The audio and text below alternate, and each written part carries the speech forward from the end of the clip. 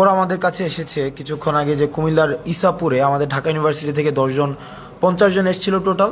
এর মধ্যে 10 জনকে হচ্ছে আমাদের জিম্মি করা হয়েছে, বাকি 40 জনকে আলাদা করে ফেলা হয়েছে। এই ধরনের একটা খবর আমাদের কাছে এসেছিল। আমি নিজে এখন কুমিল্লাতে আছি। কুমিল্লাতে এসেছি আমাদের ত্রাণ সহায়তা নিয়ে, এবং এই ত্রাণটি আমরা কিছুক্ষণের মধ্যেই কুমিল্লা যেই আমাদের পুলিশ লাইন আমরা পৌঁছে দিব, এবং সেখানে আরও অন্যান্য যে ত্রাণগুলো রয়েছে সমন্বিতভাবে আমরা সেখানে হচ্ছে পৌঁছে দেব। অর্থাৎ যে এলাকাগুলো রয়েছে বিশেষ করে বুড়িচং এবং হচ্ছে যে এলাকাগুলো ভাঙনপ্রবণ যে এলাকা, সেখানে আমরা পৌঁছে দেব।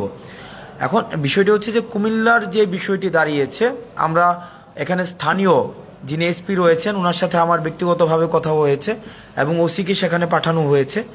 সর্বশেষ খবর পাওয়া পর্যন্ত ওনারা যেটি জানিয়েছেন, এই খবরটি যার মাধ্যমে পেয়েছেন, যে নাম্বারটি দেওয়া আছে তাকে রিচ করা যায়নি।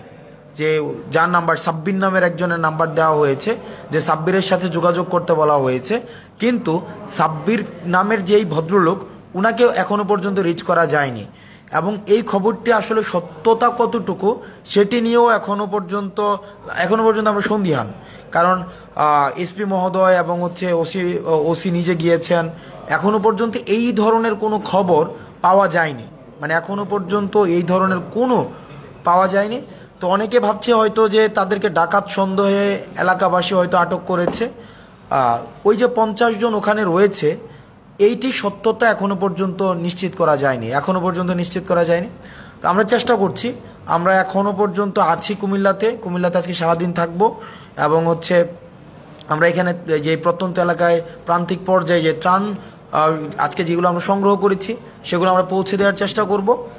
এবং অ্যাট দ্য সেম টাইম আমরা যে কাজটি করব সেটি হচ্ছে যে যাদের খবর এসেছে যে ইসাপুরে হচ্ছে যে তাদেরকে আটক করা হয়েছে, তাদের পুনরুদ্ধারের জন্য, তারা যদি আসলেই মূলত আটক হয়েও থাকে, তাদের পুনরুদ্ধারের জন্য আমাদের যেই প্রচেষ্টা রয়েছে এবং আইনগত যে বিষয়গুলো রয়েছে সেটি যেন নিশ্চিত হয়, সেই কাজটিও আমরা করব। ঢাকা ইউনিভার্সিটির যারা রয়েছেন, আমার সহপাঠী থেকে শুরু করে সিনিয়র জুনিয়র, আপনারা বিভিন্নভাবে কনসার্ন জানাচ্ছেন। আজকে বেশ অনেকক্ষণ ধরে আমাকে বিভিন্নভাবে আমাকে জানাচ্ছেন।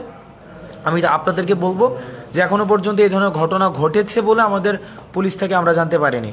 দ্বিতীয় যে বিষয়টি সেটা হচ্ছে সাকিব, আমাদের ছোট ভাই সাকিব, মনোয়ার এবং হচ্ছে যে আমাদের হোসাইন, এই 3 জন আমরা জানি যে ফেসিবাদ বিরোধী আন্দোলনের একদম শুরুর দিকে আমরা যখন আনুষ্ঠানিকভাবে এক দফা দেওয়ার পূর্বেই কিন্তু আমরা দেখেছি যে তাদের একটি মিছিল আমাদের জৌহল থেকে ওরা দিয়েছিল। ঢাকায় তখন হচ্ছে লকডাউন, ঢাকায় এক ধরনের ব্ল্যাক আউট ছিল, আমরা ইন্টারনেট শাটডাউন দিয়ে দেওয়া হয়েছিল, আমাদের কারফিউ জারি করা হয়েছিল। সেই পরিস্থিতিতে দাঁড়িয়েও কিন্তু আমরা দেখেছি যে বাকি যেই মানুষগুলো, যে আমাদের হোসাইন, সাকিব এবং হচ্ছে মনোয়ার, তাদের যেই এক ধরনের সবসময় ফেসিবাদ বিরোধী আন্দোলনে তাদের সক্রিয়তা ছিল। যখনই লক্ষ্মীপুরের বন্যার খবরটি আসে, আমরা তাদেরকে দেখেছি যে পরের দিনই তারা ঢাকা থেকে ছুটে গিয়েছে রিফাত রশিদ, বাকের, তারপরে হচ্ছে আমাদের অন্যান্য আরও সমন্বয়কদের সাথে। দুঃখজনক বিষয় হচ্ছে যে তাদের সাথে গতকাল রাত থেকে এখনও পর্যন্ত কোনো ধরনের যোগাযোগ করা যায়নি তাদের সাথে। আমরা চেষ্টা করছি যে স্থানীয়, আমরা ডিসির সাথে কথা বলার চেষ্টা করেছি, এসপির সাথে কথা বলার চেষ্টা করেছি, কিন্তু ওখানের যে পরিস্থিতি, মানে ওখানের যে সার্বিক পরিস্থিতি এমন পর্যায়ে এসে দাঁড়িয়েছে যে ডিসি বা এসপি কারো কাছে আমরা রিচ করতে পারিনি। অর্থাৎ ইন্টারনেট ব্ল্যাক আউট হয়ে গিয়েছে, মানে কমপ্লিটলি ব্ল্যাক আউট হয়ে গিয়েছে। আমরা চেষ্টা করছি যে সাকিবদের কাছে পৌঁছানো, রিয়াদদের কাছে পৌঁছানো, মনোয়ারদের কাছে পৌঁছানো। আপনারা আপনাদের জায়গা থেকে আপনারা চেষ্টা করুন। আর তৃতীয় একটি বিষয়, আমরা দেখতে পাচ্ছি যে বাংলাদেশের বিভিন্ন জায়গা থেকে ত্রাণ সহায়তার জন্য আমরা 20 জনের টিম নিয়ে, 30 জনের টিম নিয়ে ফেনীমুখী হচ্ছি, নোয়াখালীমুখী হচ্ছি। আপনাদের কাছে অনুরোধ থাকবে, এভাবে টিম নিয়ে আসার কোনো প্রয়োজন নেই। আপনাদের প্রশিক্ষিত টিম ছাড়া, প্রশিক্ষিত টিমের যদি আপনারা সমন্বয় নিশ্চিত করতে না পারেন, আপনার ফেনীমুখী হওয়ার দরকার নেই। সর্বোচ্চ একটা ট্রাকের সাথে 2 জন বা 3 জন, সর্বোচ্চ 2 জন বা 3 জন এনাফ। এর বেশি যারা আসছে 10 জন 15 জন, এই 10 জন 15 জন আসার কোনো প্রয়োজন নেই। আপনারা যে স্থানীয় যে জায়গাটি রয়েছে, আপনারা যে এলাকায় যাবেন, ওই এলাকার আপনারা স্থানীয় মানুষগুলোর সাথে আগে একটু কথা বলেন। তাদের জায়গা থেকে আপনি দেখবেন যে 15 জন 10 জন বা ওখানের এলাকাবাসী আপনাদেরকে সহায়তা করছে। খালি শুধু শুধু ঢাকা থেকে 10 জনের একটা টিম নিয়ে যাচ্ছেন, 20 জনের একটা টিম নিয়ে যাচ্ছেন, গিয়ে সেটা আরও বেশি আপনাদের হচ্ছে বার্ডেন ক্রিয়েট করা হচ্ছে। ওই এলাকার মধ্যে একটা বার্ডেন ক্রিয়েট করা হচ্ছে। আপনাদের নিজস্ব খাওয়া দাওয়ার যে এই বিষয়গুলোর একটা বার্ডেন রয়েছে, তারপর হচ্ছে চলাফেরার একটা বার্ডেন রয়েছে, ট্রান্সপোর্টেশনের একটা বার্ডেন রয়েছে।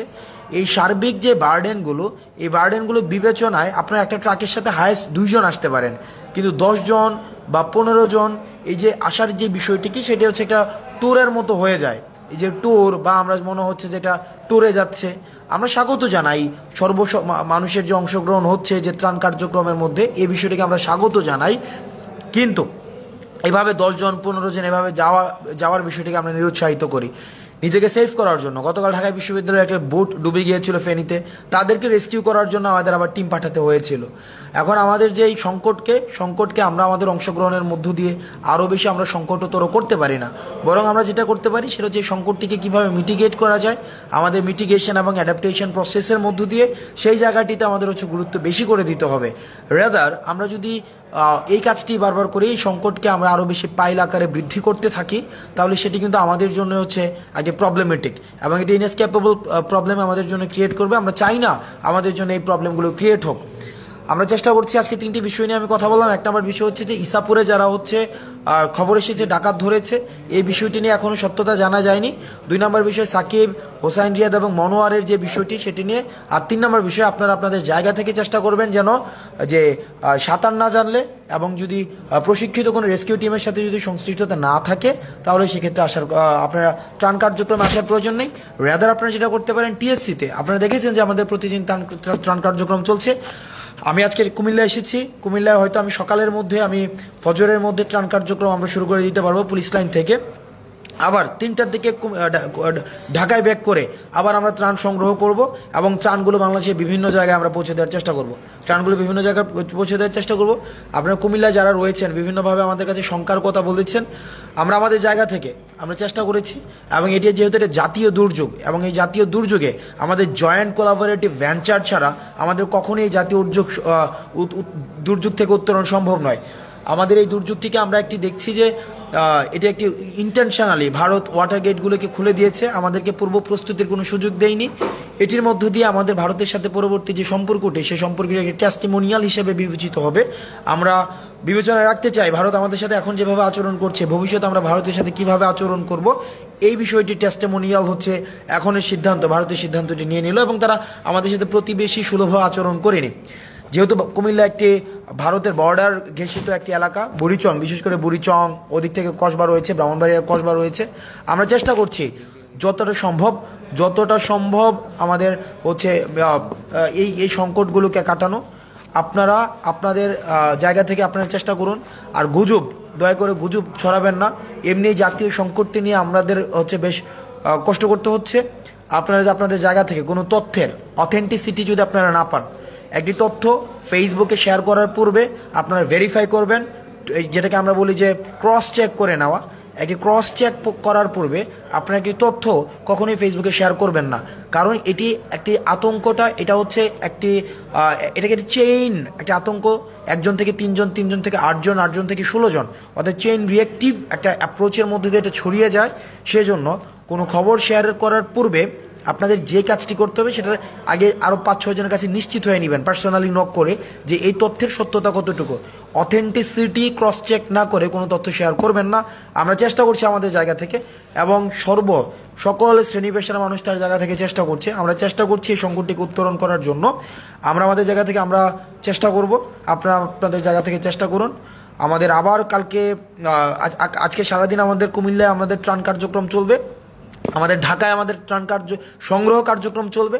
আমাদের কিন্তু ঢাকায় যে ত্রাণ সংগ্রহ কার্যক্রম সেটা কিন্তু অব্যাহত থাকবে। টিএসসিতে আমরা দেখেছি যে সকল শ্রেণী পেশার মানুষ হচ্ছে ত্রাণ যেটি দিচ্ছেন সেটি হচ্ছে আমরা একটু অভূতপূর্ব আমরা সাড়া পেয়েছি এবং যে পরিমাণ ত্রাণ আজকে আমরা সংগ্রহ করেছি সেটি হচ্ছে আনকাউন্টেবল অ্যামাউন্ট অফ ত্রাণ আমরা পেয়েছি। এই ধরনের ত্রাণ আমরা দুর্যোগ মন্ত্রণালয়ে আমাদেরকে লজিস্টিক সাপোর্ট দিচ্ছে কিভাবে সেটাকে ম্যানেজমেন্ট করা যায়, এবং সেখানে আমরা দেখেছি যে মানুষের কি অভূতপূর্ব অংশগ্রহণ, সকল শ্রেণী পেশার মানুষের অংশগ্রহণ, শিশু, বৃদ্ধ, বাচ্চাদের অংশগ্রহণ, সেটা আমাদেরকে অনেক বেশি উজ্জীবিত করে। এবং আমি যদি বলি জাতীয় ঐক্যের বহিঃপ্রকাশ সেটির আজকের যেটাকে আমরা ইপিটমি বলি, ইপিটম of the best examples of the ইউনিফিকেশনস of national unity, সেটি হচ্ছে আজকে টিএসসিতে ছিল। মত